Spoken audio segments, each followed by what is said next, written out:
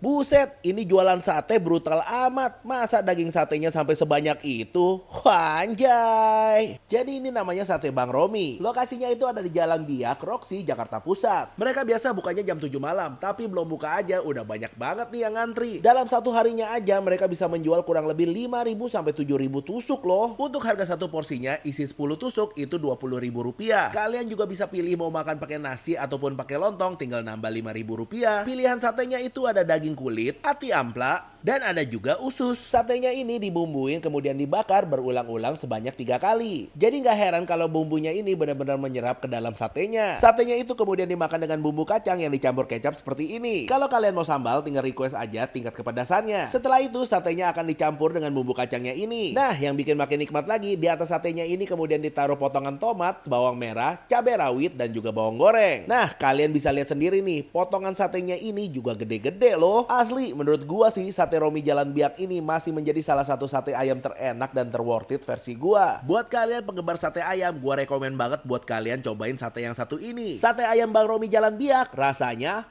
mantap.